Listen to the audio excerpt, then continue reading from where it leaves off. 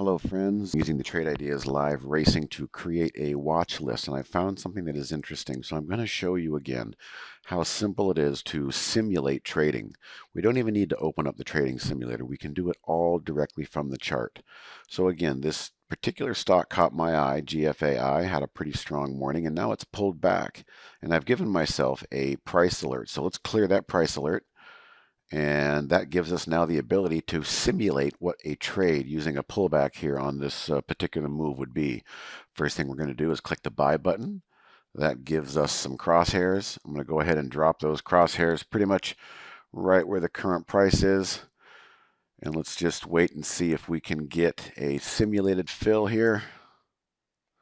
Price is getting a little squirrely. I'm going to lower it down to that. There it is.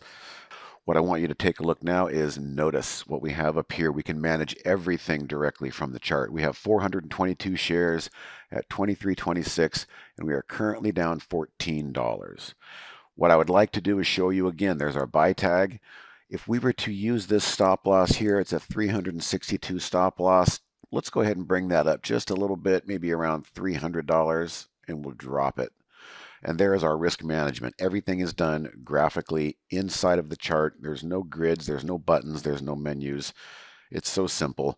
So this is the type of tool you want to be using if you are a new trader. If you are a experienced trader, well, we can hook these up to E-Trade and Interactive Brokers and a couple others as well. But it's the best way to learn trading without getting constantly over bombarded with data. Okay, it's all done right here in the chart. It's very simple. Have a good day. Only at Trade Ideas.